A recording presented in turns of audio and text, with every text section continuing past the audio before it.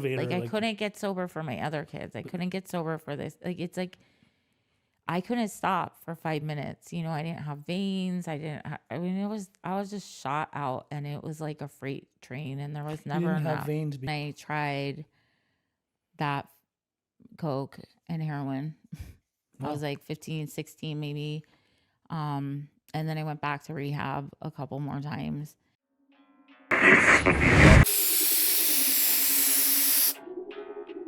Hey, your auntie, yo.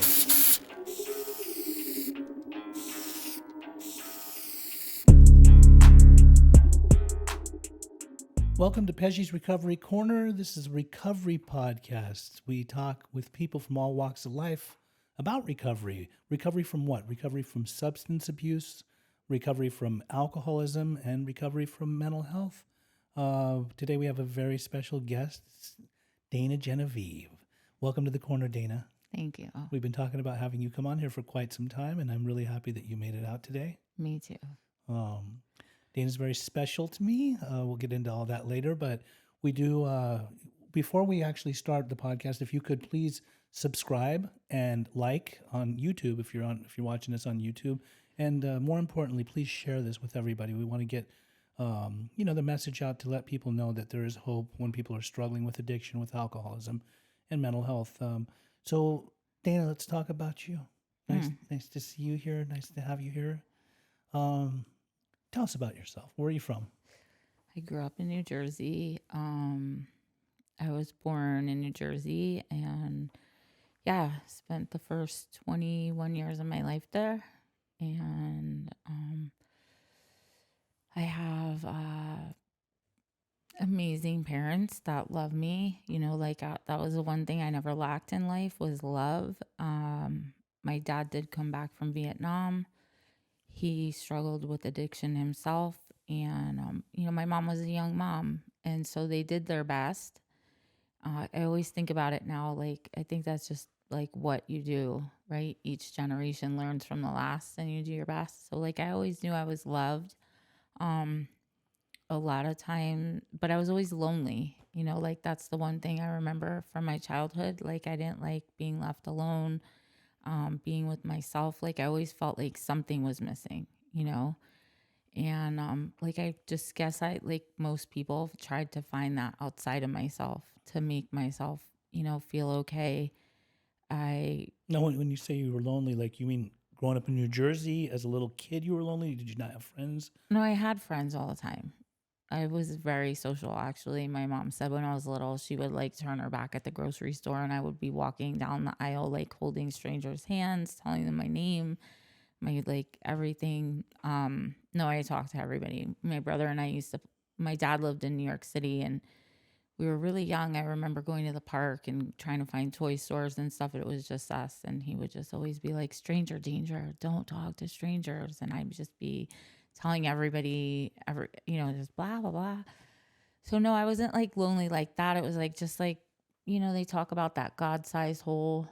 I think I was always looking for something that felt like it was missing inside me. And so that always felt really lonely. I was raised Catholic. I was thinking about this morning, um, about what my struggle was like. And I think I was raised Catholic, which is very strict and obedient God, you know, and obviously that didn't really resonate with me. I never felt like that didn't complete me. I just always felt like I had to act a certain way. And I would go to church on Sundays and I did communion and Sunday school or catechism. I think it was like during the week. It's not Sunday school in Catholic church. And so I always believed there was a God, but I never felt the God inside of me. Um, so I tried to find it outside of me, like so. What was your upbringing as far as like school and things like that? Were you good academically? No, not really. Not really. I struggled with ADD really I bad. mean, were you diagnosed with ADD, or you just assumed that you were ADD because of? No, I definitely was. Like I remember like just trying so hard to grasp things, reading the pages in the books and never being able to understand it. Like I could read a page 3 times and like I'm reading the words, but none of the like I'm not comprehending a single It's thing not registering. at all. And my teacher would be teaching at the front of the class and like I just remember looking out the window just always daydreaming. But if it was something I was good at or like interested in, I guess I could focus. So I don't know. Like I think that's with anybody, you know. I like to write, so I anytime it had anything to do with writing, like I could write. So you I think carried talents, you just had no interest in school. right. Now, you had mentioned that your dad lived in the city, which Yeah. New York wasn't far from the part of Jersey that you lived, right? Yeah. You were what, in Trenton, No, no, no. Vernon, Yeah. New Jersey, Yeah, yeah. which is how far from the city? 50 minutes. 15? 50. 50 minutes. Yeah. Okay, and then dad lived there, but he was still with your mom? No, no. My parents separated when I was like 2, 3. Okay, I don't remember them together all right. at all, ever. And Maybe 1 or 2 memories. so you're close with both of them. You'd go see your pop sometimes over in the city, and sometimes you'd see mom in the country. No, I grew up with my mom. My dad Mostly was with your mom. struggling when I was younger, so I would see him like every other weekend, you know, but like I remember missing that too, you know. My youngest son, as you know, like deals with missing his dad, so I know what that's like. Like the weekends that he did drop me off on a Sunday, I just remember the whole time I would take my bath on Sunday nights just like crying. I wanted my dad back so much. And so that, you know, I mean, that was that. I have a brother and he was like always with me. So we were really close as well. And I had a lot of friends. Most of them were boys in my neighborhood. So I was like always running around with a pack of boys because I didn't have any girlfriends. Were you somewhat of a tomboy? Yeah, no, I definitely was. I would always do the things that nobody else would want to try to do just to like impress them, you know, like I went down like a steep hill on a skateboard and a car pulled out. I went over like I was always going to the hospital with like all stitches in my face and stuff. Little risk taker, Yeah, just daring. yeah. I think I just wanted them to play with me. You know, I remember I got the Castle of Grayskull from He-Man. I remember that. Yeah, but I didn't really want it. You know, You just like wanted it to show them, like, hey, I'm part of you guys. yeah, and then they were like, "Can we play with it?" And I was like, "No, it's mine. You can't have it." And it was just a whole thing. But no, I was like, really, all I wanted when I was little was to have like kids. Like I loved being around babies even back then. Like I remember being, you know, 5 at the party and all the kids play together, and I would find like that one baby. You know, always.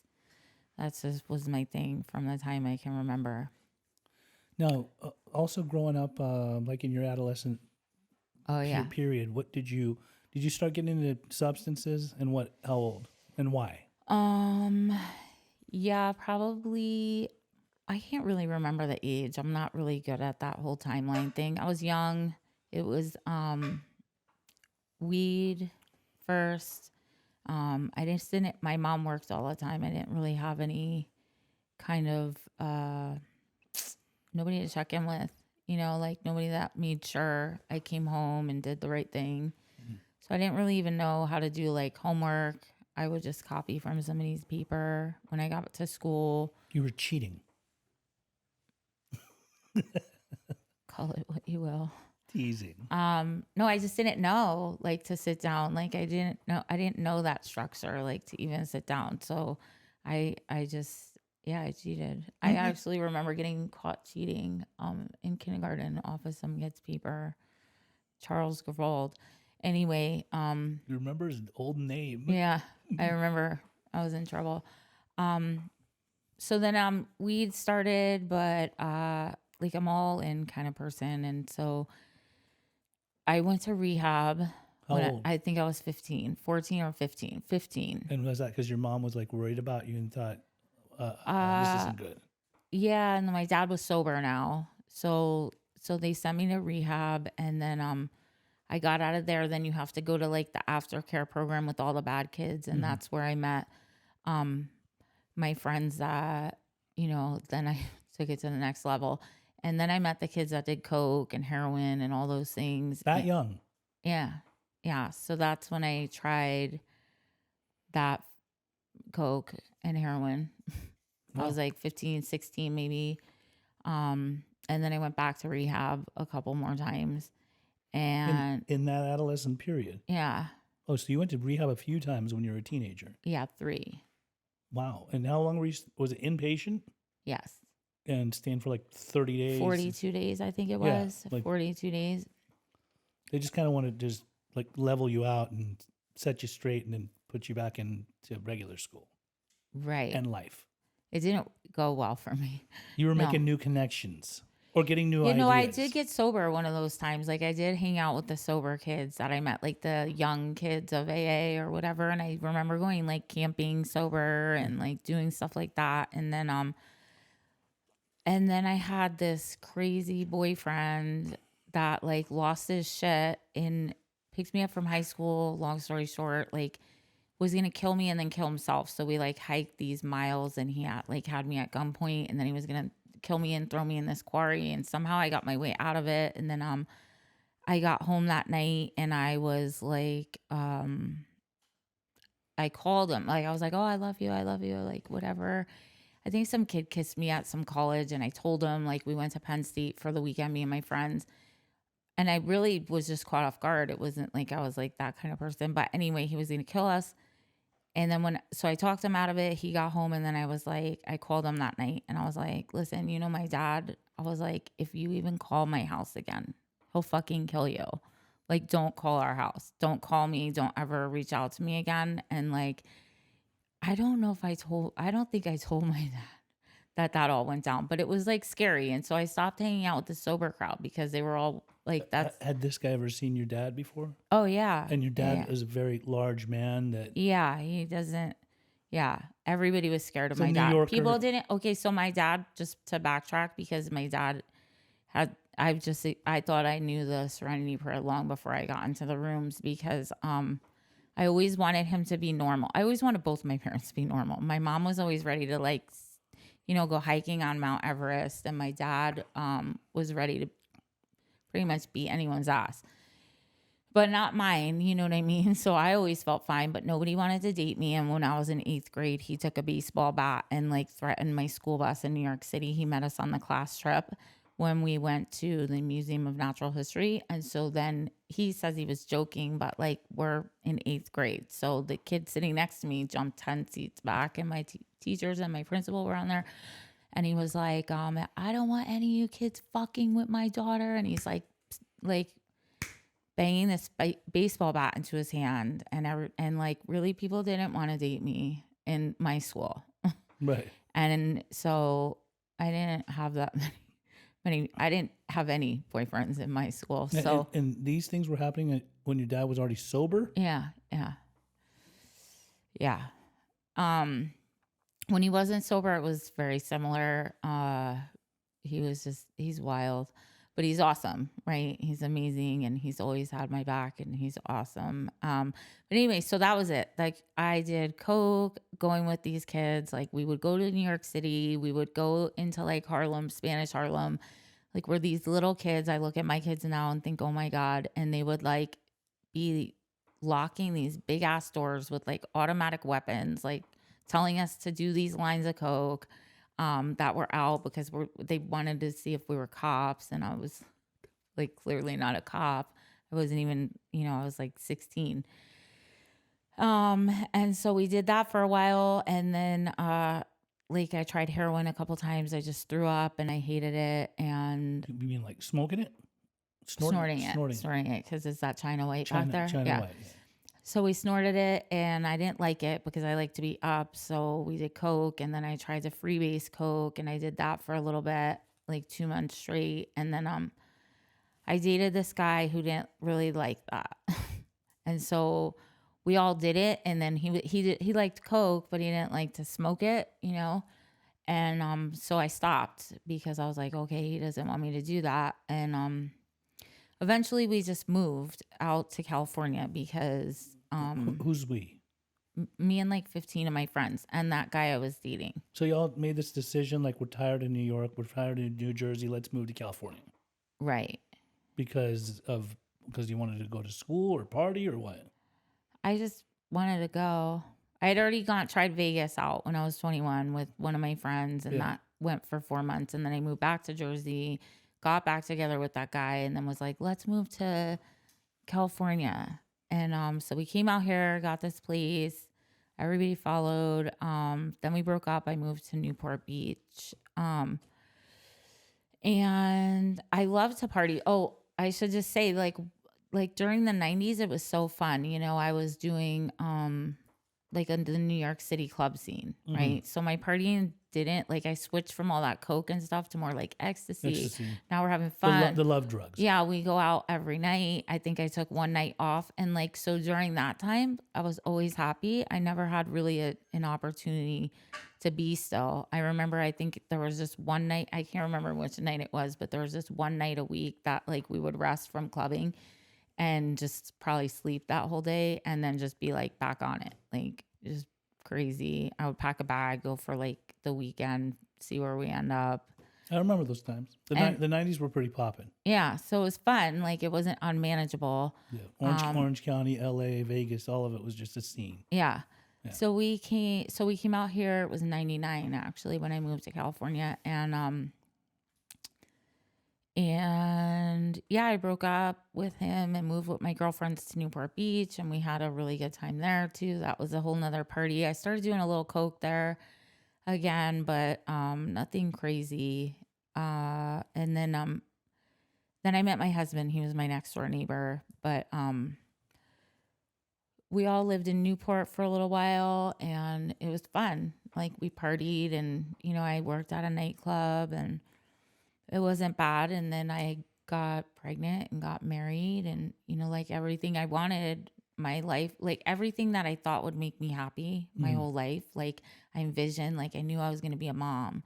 I knew I was going to have a house. I knew I was going to have this You wanted great, all that. like, yeah. And I knew then I would be happy, you know, like, then I wouldn't be feeling like I was missing that thing. Like, I think The same emptiness that you had when you were younger, but yeah, I thought like maybe if I stuff was a will fill me up. mom Yeah. and I had these kids and like everything would be okay. Mhm.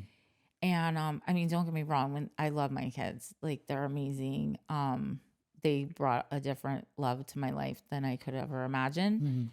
And so I had 3 of them, you know, and they were all under 4.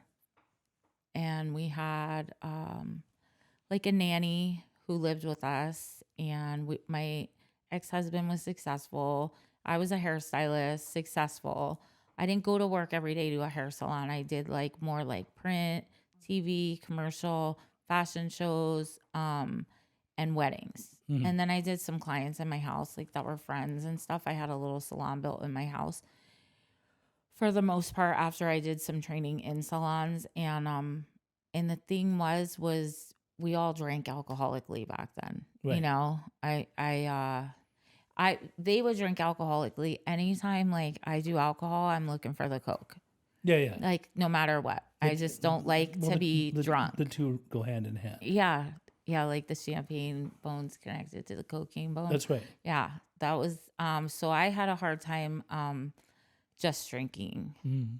Because I felt like shit. It just leaves you feeling so shitty. So it was never really my thing. Like, I was, like, I did drink a lot back then, but not like, I guess if you drink with people who drink worse than you, you're not looking at your own behavior. Yeah.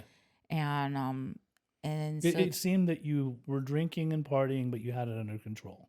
right. You're kind of this. Right. Or I would go to Vegas for the weekend and do ecstasy Yeah. with my friends, like go clubbing and then come back and be a mom. Right. I could always reel it in. That's like how I would say The it. manageable mom life. Yeah, I thought I looked like a very Semi-partying.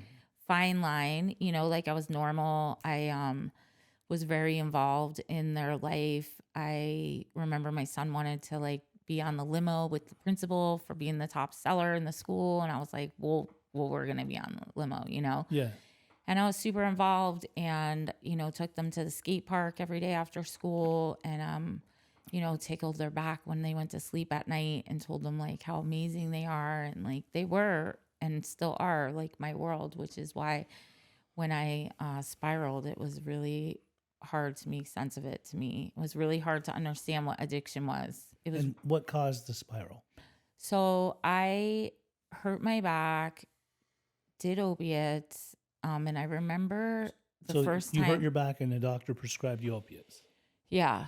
I mean, I've always had a hurt back actually, but I think it was like being pregnant with one and carrying one on my hip all the time. Like my back was just trash. And so I had never taken them really for that in the past. I used to go to physical therapy, Mhm. but like there was something where my husband was switching, like building his company. I didn't have insurance, whatever it was. So whatever I had to do was cash. And I was like, okay, that'll be like the easiest route. Yeah. Because now I also have 3 babies at home that, I'm tending to. So I don't have time to be coming and doing all this physical therapy. So I remember when I first took those pills, like I loved them, what they did. Like I wasn't in pain. I was such a good mom. I was able to show up. It didn't make Were you me, taking them as prescribed, or no, you started to not kind of abuse them a really. little bit? Yeah, Okay. a little bit. Well, did you have plenty? Plenty of pills. Yeah, like did you get a large supply Well, I had a few prescribed? doctors. Like I'm quick Oh, with it. you had a few doctors. Now, as soon as I started taking them, Yeah. and I realized how quickly I was going to go through them, then I had a few doctors. Okay. So, and then I had several doctors in every pharmacy from like Fallbrook to Huntington to Elsinore. Like, You had it like that. yeah, I was just like, boo, boo, boo. Nothing was linked up at Just the stocked time. up. Yeah, it was stocked. And then a friend of mine worked for hospice, and she would show up to my house with these, I'm talking like this big bottles of like, Leftovers from the people that yeah, passed. Yeah. like 500. But I would blow through these like so, so quick. It's wild. So within like So 4 months, these pills, were you just ingesting them? yeah, And were you doing alcohol or anything like that? Or you were straight on the just, opiates. just on the opiates. Okay. And So then you had developed a hell of an addiction. yeah, pretty quick. Cause I remember I was doing on like a minimum a day, like 40 of them. And this was only like 4 months into it. Like I was like, oh shit. And I didn't know what it was like to feel sick or like to run out. You mean like you hadn't even experienced any kind of withdrawals? No. Because you had a full supply. Right. You're good. Right. Yeah. But I also didn't want to be like that because it's like, Be like what? You didn't know. I didn't want to be, I know, but I didn't want to be taking, I knew it was probably not beneficial and Okay, you had healthy enough to be sense taking to know. 100, because you knew you were abusing and this could not turn out good. Right. And Yeah. I just knew like now I'm super hyper focused on these pills and I have these kids to raise. And now that supply goes quicker and quicker, Right. like really quick. And, Because of life's pressures, now you're just like downing them. yeah, and I think I remember like when I gave birth to my kids, I remember the doctor like okaying my medication for every 3 hours because it like wears off of me faster. So like my metabolized them quicker too. So it was like really burning through me. I remember waking up one time in the middle of a surgery from the anesthesia, like not being enough. Like, so I was quickly doing a lot, and then I couldn't keep up with that, and then I started buying them on the streets. Wait, so did the doctors cut you off? No, Why would you resort to the streets? because they could only fill so much, and I would So try you were blowing through them. all of them. Yeah, That's a lot of yeah. like medication. I know, it was wild. Okay, so when you resorted to the streets, does that mean you started getting pills off the streets? Yeah, And how did you find those types of people to get it because from? I had a friend that worked in like one of those call center type places, and everybody was on them. Everybody was on oxys. They're all everybody- just yeah. Like then I opiate was buying addicts. their prescriptions. I bought this. Some guy got Opanas, which is like really strong. Extremely give it, strong. Yeah, they give it to the people that are dying. So I would buy that guy's prescription because nobody else wanted to do them. They were too strong. And then I decided this was making my life unmanageable and I just wanted to be a mom. So I went to my doctor and I said, like, I can't be on opiates anymore, because I have these kids and it's a problem. And so he was like, okay, here, take this medication. It's not addicting. And he gave me, and it'll help with your pain. And so it was Suboxone. And it did. It really did help with my pain. Suboxone was originally intended and made for pain. Right. It wasn't even like supposed to be an opiate blocker. Right. He didn't say anything about any of So it that. works. He just said it's No, not I'm just saying, addicting. like, Yeah. it works remarkably for pain. Yeah, no, it did work well. I mean, I still think I took like a little extra every now and then just because What that was it? Suboxone pills, strips, strips. strips. Okay, Oh no, I started with the pills pills. and then So it that was would the be strips. Subutex. No, it was Suboxone. It Oh, was orange Suboxone, okay. just like that before they made it into the pills. And I would like break them up, and I didn't know I was addicted to those. Like I knew they were a blocker because I would try to get high sometimes with my friends who now And it like were wouldn't work. snorting. Not really. So I would like wean down So that you and could so get that I high. could just get high. Now it was just like sometimes I want to just be high on opiates because it was Yeah. cool, but I didn't want to be strung out Now, on when them. you were weaning down, did you feel any kind of withdrawal symptoms? Mm-mm. No, not until I completely stopped them. So when I stopped them, I remember like I was running out. I didn't know I was addicted to those, but I was trying to go to a trip, I think we were going to Hawaii and for a wedding and I was going to run out and then I started getting sick. And I knew what dope sick felt like already because I had gone through it with the withdrawals on the pills. Hmm. And so I was like, oh shit, I'm addicted. So I had to get them before I left for the trip. And then I was like, when I get back, I'm done with this. I don't want to be a like slave to anything. So I got off, got home, started weaning myself down, and like I remember it was a crumb. It was like I see some people that are like, I felt nothing, and I'm like, that's good for you. I was so sick coming off of that, and I really weaned myself down, and I would wake up every 3 night. On the third night, I would wake up sweating and my whole body would hurt and I would take like a crumb, like just a crumb of it and I would be fine. Just to level out. Yeah, just to not feel that way. So then one day I just committed to like not doing it again and I had no idea like what I was getting myself into. I After about like 10 days of not sleeping, I would like jump in our swimming pool, go in the hot tub, lay on the concrete. It was like February. Um, at this time, I kind of had like an eating disorder, was taking Adderall too, because I had this whole like body dysmorphia thing going. Yeah. I was like 92 pounds. I'm like My God. 132 right now. I Mhm. was like 92 when I got to treatment. It was So just like I a was shell like of a dying. human. Yeah. And and then I called my mom and asked her to come help with the kids to so I could get off this medication. And then that morning I remember I couldn't take it anymore. I hadn't slept in 14 days, like at all. And I snorted an Opana and took a Ativan and I overdosed because I didn't know anything about like um what's that word? Like that you don't have that tolerance anymore. You know, like that your tolerance drops because Yes. that would be like nothing before. Like Right. I could snort a few of them, you Mhm. know, and but like my tolerance because I hadn't been taking anything for 2 weeks was down. So I had overdosed and I woke up in the hospital and my mom was there, thank God. And they asked if I wanted help. And I did. I really just wanted to, I didn't know that I was an addict Yeah. or like anything like that. I Right. just wanted to get off this medication and go back to my life. And so I said yes. And I went to my treatment out in the desert, ABC, Hmm. and stayed there. Like I stayed the course. I didn't think I was anything like them, but you know, I just blend in wherever I go. Kind of weird, like an Orange County housewife. The first treatment episode ends up at a place like ABC Club. I know. I don't think that's what their brochure looked like. Apparently, like your husband, I think he was like Crying when he he left. was looking up some places and Yeah. he found that.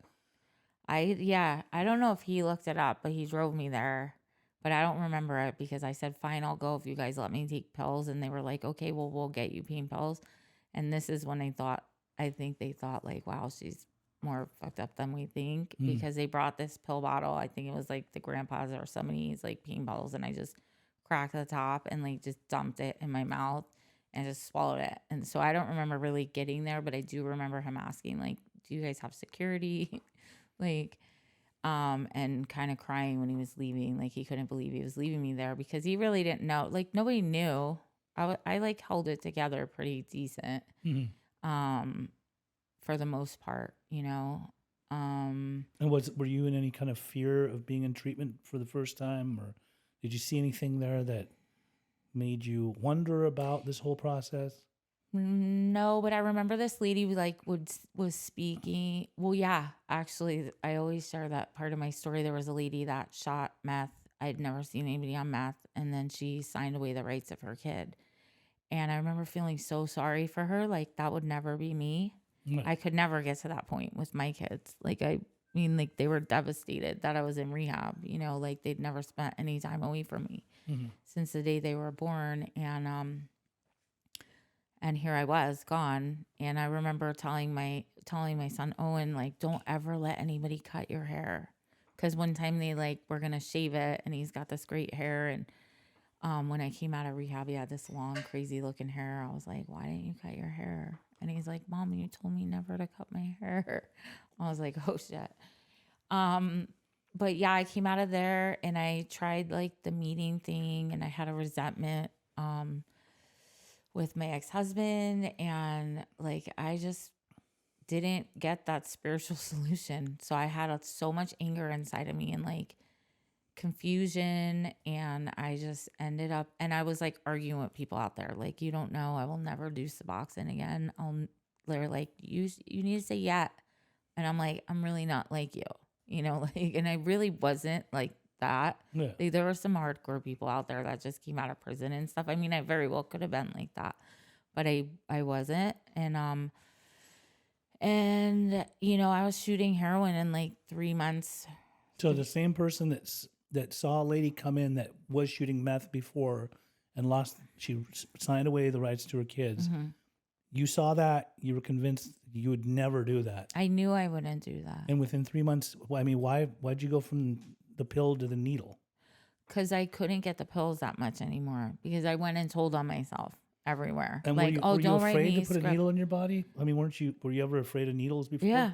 Yeah, I'm afraid of needles. But at this point, you were so far in your addiction that you said, "Fuck it, I'll just use it anyway." Yeah, I'll because I shoot wasn't it. good at smoking heroin off the foil. Every time I would cough and miss the smoke trails, and the thing would fly off the foil, and everyone would get pissed. And like, I couldn't figure it out. So, yeah, so I guess I just decided to start shooting it up. And then at first, I was in love with that. And then all of a sudden, now I'm not around for those kids at all. Like, I'm just going missing for days. And Who's taking care of the kids? Your husband yeah, and the nanny? yeah. Yeah.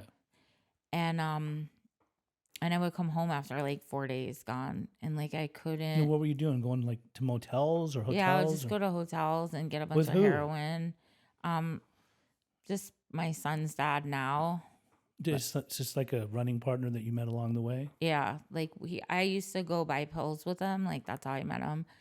And then like it was just easy, you know what I mean? It was just easy to like just get drugs and just go get as high as I could and And forget that I'm leaving my kids. Like it was painful. Like I couldn't understand my condition. I really couldn't understand.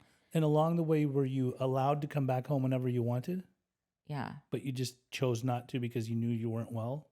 No, I would go home. You would go home for how long? Uh A few days, and then yeah, go I back would out. go home for a few days, or yeah, I would go home and try to act right, you know. In the meantime, like here's I have my husband like separating the Percocet and the acetaminophen, telling him like I can't have that, you know, like people drop heroin needles in the mailbox, and you know, convincing him to give it back to me when he found it, like, you know, it was just like it's like was a very sick and selfish way to be. And I just couldn't. I like look back at who that was and how that was, and it's just like it's unexplainable, like what addiction does Hmm. to somebody. And prior to this, I used to love helping people.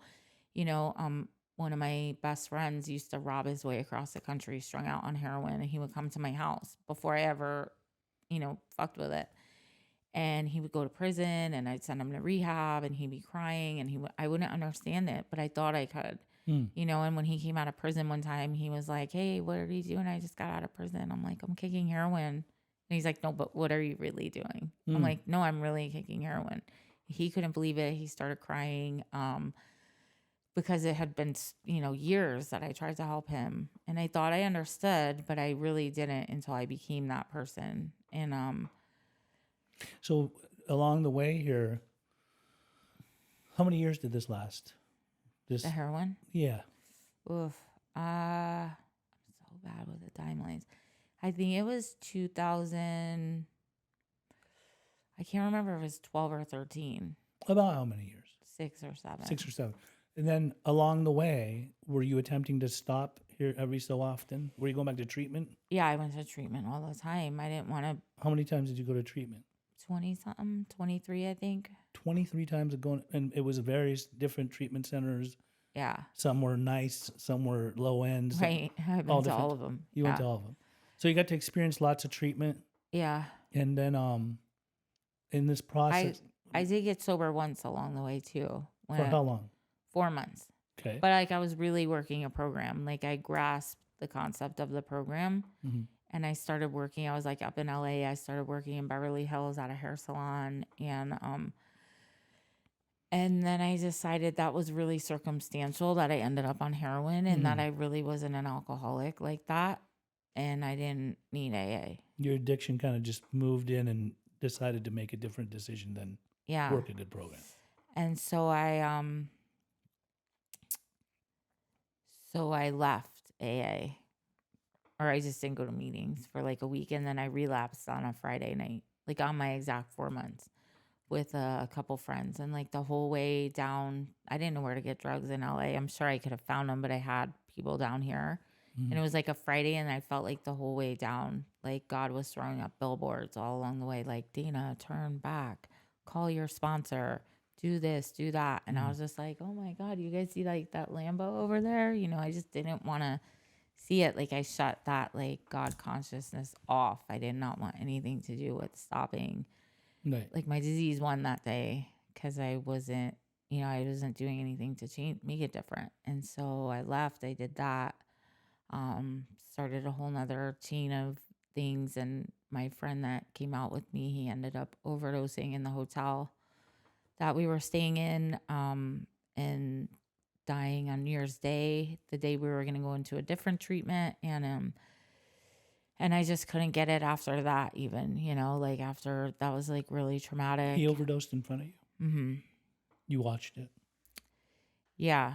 I mean, I was trying to give him CPR. The paramedics came and, it just didn't, like he was brain dead when he got to the hospital. So they pulled the plug. His family came out and pulled the plug. And it was really crazy because I was making a left-hand turn into this like shot out motel in Santa Ana right as they were pulling the plug on him. Somebody called me from the hospital and it was devastating, but not enough to like get me sober. Like nothing was enough. It's just like I thought I was just so hopeless. I went in every time to treatment thinking like I just want a life. I just want my life back.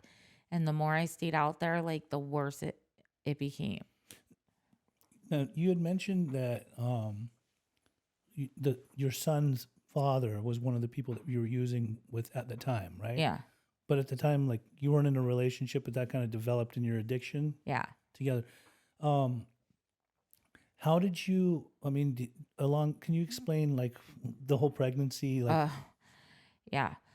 So, I cleaned up because I thought I was pregnant, so I wasn't getting high for like a hot minute, and then I had a miscarriage, and his dad went to jail, got arrested, and so then I just really was out there running. It was just really me by myself too. Like I didn't really like to move with a lot of people because I just like to do a lot of drugs. But my one friend would come along with me and he was sober.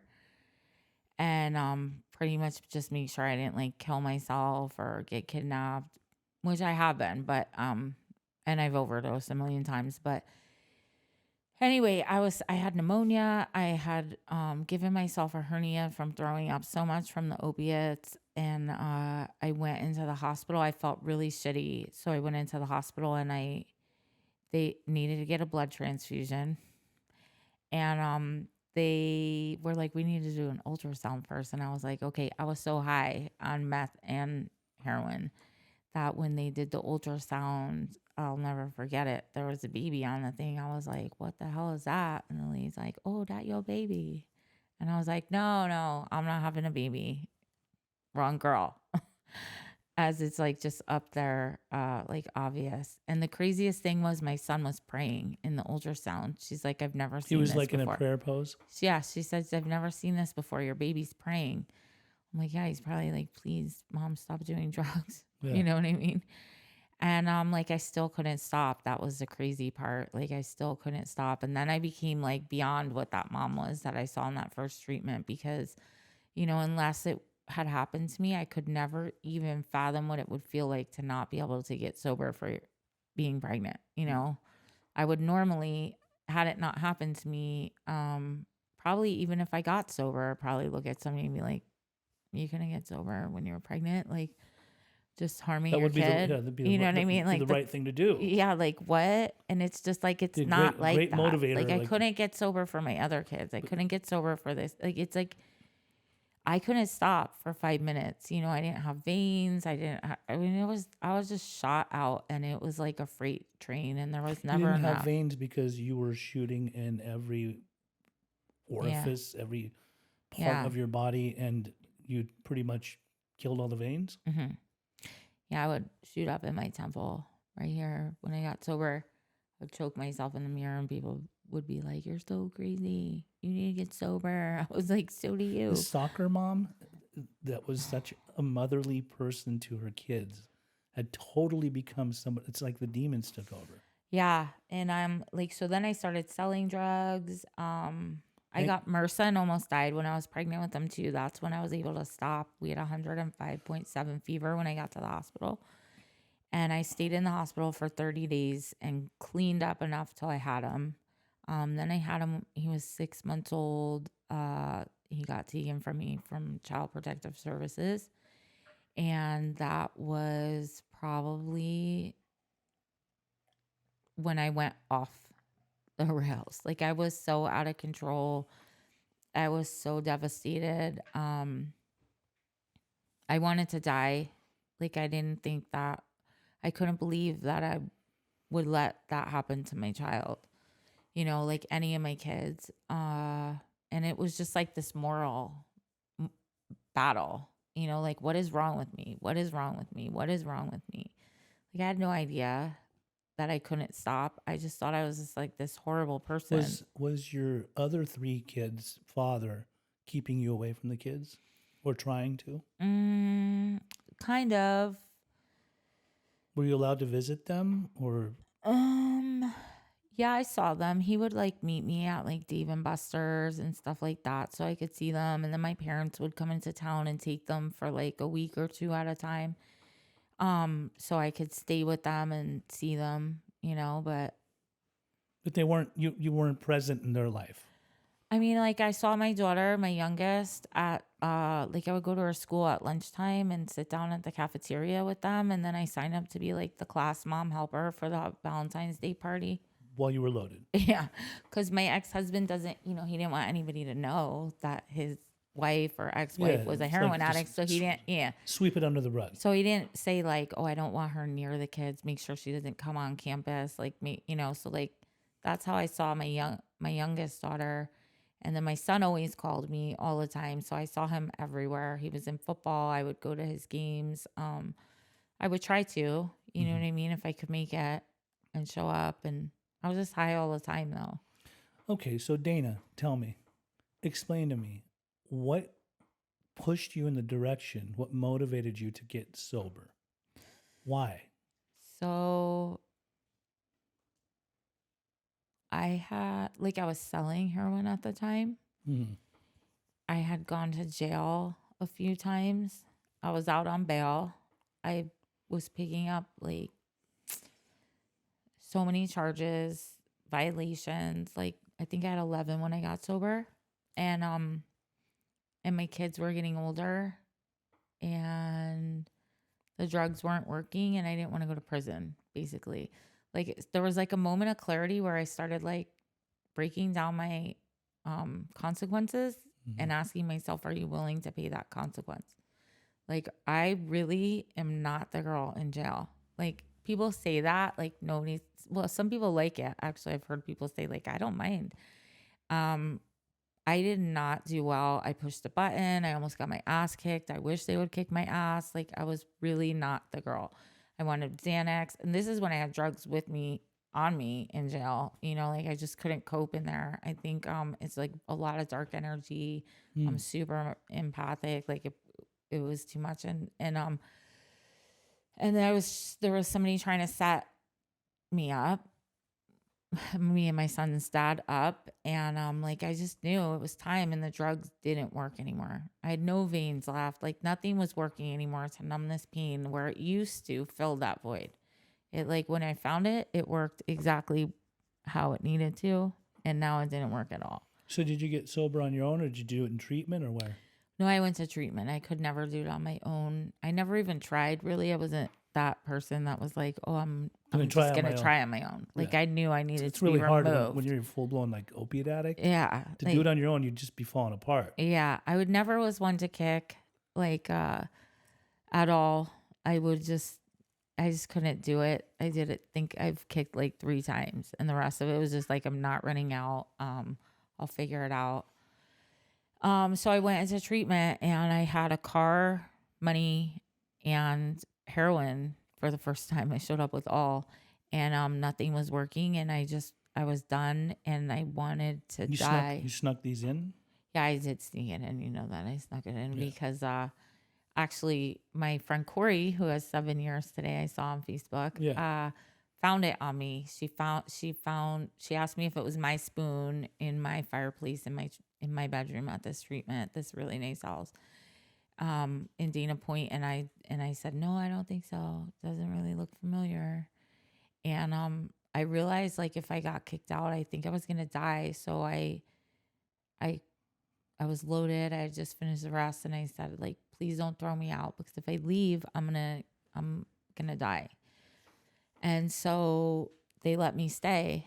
You know, for some reason she let me stay. And I'm like so grateful because I really do believe like I walked into that last treatment. I had overdosed so many times. I was just like I was so hopeless and my soul was so like not even there was like not even a flicker of like anything. I didn't want to live. I didn't want to die. I didn't want to get sober. I didn't want to get loaded. Like I didn't even know what to do anymore. I was just left with myself. And apparently I had been running from myself my entire life, you know, in different fashions. Like it always looked like something, you know, like even when I was little, it was filled with like just always being busy, like always doing things, always having people around me, like fill it with something. Just don't leave me by myself. And had you at that time? Did you have your youngest son yet? Back? No. Where was he? Oh, CPS had him and he was with his grandma. CPS took your son away from you because you were actively using while you were pregnant. No, because his dad got arrested when we were all three of us together. His dad got arrested. And so then the cops called the CPS and then somebody else had called CPS saying something. My mom was out here trying to help me get into a program with the baby. Mm-hmm. And I really did want to go with him to a long-term program. And when CPS like asked me if I had a problem, I didn't know anything about that system. So I just was like, yeah, I do. Like, can you help me get into this program? They took your kid away from you. Yeah, I was thinking they were going to call the program and like get me a bed because I had been calling there every day for 4 months before CPS was involved. But yeah, they took him and like now sober me, like that was all everything that had to happen for me to be who I am today and have it go down how it was supposed to. And like I have this story I could help other girls with, but at the time, I couldn't see any of it. My world was so dark. And I remember my oldest son was the one that remembered me, you know, not on drugs. And he would call me and tell me, like, Mom, you're not a bad mom. Don't make them think that let them make you think you're a bad mom. Like, I remember you're not a bad mom. And So they still believed in you with everything that had gone down with their mother and how deep you got into addiction. Your son and your kids were still rooting for mom. yeah. Yeah. So you got sober and you took this thing by the horns this time, as opposed to that 4 month stint where you were doing pretty well and working a program. But like, you must have obviously gotten right into the work, right? Yeah, kind of. I remember just praying for a little bit of willingness. Like I knew that I needed to have willingness to do something different. And like honestly, the beginning of my prayer was like, give me 1% willingness to kill myself or to live. Like I just didn't want to exist anymore like that.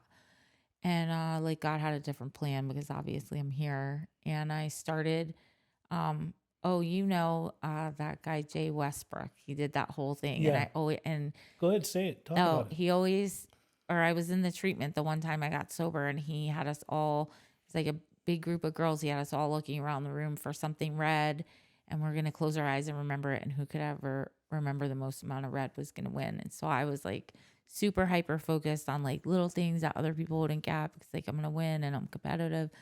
And we closed our eyes and he was like, what was blue? And I was like, shit, I was looking for red, you know? And he's like, you're going to get what you're looking for. If you want to keep getting high and have all the excuses and every reason to continue down that path, it's right there. But if you want to find God in things, like look in front of you what God's placing in your life to pull you out of hell. And so like I just remembered that. That was like the one, and it was really a strong thing. It's really powerful because when I started looking for the things that God was doing, right? Like God put that girl Corey in my life. It could have been somebody that was a hard ass, was like, no, you brought drugs into our You treatment and kicked you're out. out. Yeah. Right. I don't think I would have made it back that day. I really don't. Hmm. And Stephanie, my nurse there who you met, like these guys, like at the early, my beginning of that treatment, I kicked for 30 days. I would cry at night. I was on, medication. I was just like on such high doses of heroin when I got there that it was like nothing really was taking anything away. And I would just like talk to God and just be like, I felt like he wanted me to remember how bad it was. So that you So I never. didn't glamorize it and Yeah. go back because that's what happens. You know what I mean? You don't remember like the last day you came into rehab. You remember the best day you were getting loaded when you leave. Like every time I left to go get high again, it wasn't because I was thinking about how bad my life had become. It was because it was like that passion, that pain it took away, and that whole first year of sobriety is pretty painful if you fucked your life up like me. Like it was hard to face. It was hard to face that pain. Like I remember even now still sometimes I look at something, picture of the kids when I was getting high and it like literally takes my breath away to think like, oh, it hurts my heart. Like it's a physical reaction to something to do with them because it's so unexplainable how you could get to that point. You fought really hard to get your youngest son back in your life after CPS put restrictions on you. Yeah, I did. I waited till I had a year and a couple months sober. They all came in, interviewed me. Everything was gonna go smooth. And then the day that I was supposed to get him back in court, something went sideways, and they were like, "No, you're not gonna have your kid back. We're gonna give him up for adoption. Like, we don't believe you. You're full of shit. You're not sober." And I had to go to wearing like this patch on me for a year and a half. And I remember going into those courtrooms and thinking I can't do this anymore. Like I couldn't do it. It was like horrible. I would come home, I would cry myself to sleep. I was super depressed. I didn't have my kids in my life. I was renting this little room. I didn't see a way out, but like I really would always reference back to like when I didn't see a way out of my drug addiction. Like I really couldn't imagine having that obsession removed from me because it was like such a beast, like I could never ever satisfy my addiction. There wasn't enough drugs ever. It was like the most ferocious thing inside of me, and somehow that had happened, so I would just remind myself like you made it through that, like God saved you from that, like this isn't any different. And I would say prayers like, God, I don't see you, but I trust you, and then oddly enough, like I just picked up girls to sponsor along the way, like one's baby's born addicted to heroin, one's at the patch changing place, and who now has an opiate podcast herself, you know her, and I think like That's Jess. yeah, Opiate awareness. Yeah. Yeah. So okay, so now that you got on the path of recovery, and I know, listen, because I know you very well, and you take your recovery really seriously. Like you're not in relapse mode. You've made a decision to be 100% sober and want to stay sober because you know even a little bit of any substance could potentially take you right back to Right. the big stuff. God puts people in your path. God puts these a lot, very often, a lot of women with CPS cases. You become their inspiration and their hope. What kind of name 3 things for a person that is going through it right now, that has a deep addiction or feels like, or might even be newly sober, but feels like there's no hope because they've pretty much messed up their entire life. 3 things that you could say to kind of put some good energy out there and let people know that there is hope and that they could actually get on the other end of whatever they're going through. 3 things, huh? I would say like really having a conversation with a power greater than yourself, whatever that is like key to all of it. Like I prayed for that willingness and it changed everything. You know, I would look for that God, like things, positive things that are gonna be placed in your path, because that's the thing, like what we focus on grows, right? So if we're looking to grow, you gotta stay around things that are growing. And like I just got around really successful people. Like I suggest getting around successful people, and it's like impossible to fail. You know, if you're reaching out to God, you're hanging out with successful people, you're doing the work, um, you know, you're not gonna die. It's not gonna kill you, that pain. If it feels like it though, like it really feels like there's no way to get out of this. I remember thinking I had damaged and ruined everything in my life. My dad, you already know, he came out here to help me. He left saying I gave him cancer and killed him. Went back to Jersey. You know, my mom didn't give up on me, but she didn't want to see it anymore. It was sad. And so I thought like ruined everything, and like God has repaired my life and beyond, right? Like it's amazing what you just got to stay put. And you've got those all of your kids back in your life. Yeah, they all pretty much live with me or have or back and forth. And yeah, they're amazing. They're everything. And I'm like actually a better mom. Like our relationships are way closer and better than they would have been if like I just spent the rest of their life trying to pretend like everything's okay on the outside while I'm dying on the inside, right? I get to teach them how to have deep connections, you know, like on a level that I didn't even know was possible before I did all this work. Amazing. What an amazing story, as always. You're very special to me, and you know why. I really, really, we've talked about this for quite some time. I think in the weeks to come, we're going to have one of your little ones come on here too, and see what his perspective is, and Yeah. see what he went through. And I think it'll be a really special episode. But I care about you deeply. I really, really love you very, very much. And this was probably one of my very favorite episodes, and I look forward to continuing this journey with you, shoulder to shoulder, and in each other's arms. I love Thanks. you. I love you too. So we're going to be signing off. Remember, if you don't subscribe to this channel, the channel can be found on all platforms. It is called Peggy's Recovery Corner. It's a recovery podcast. We are also on YouTube.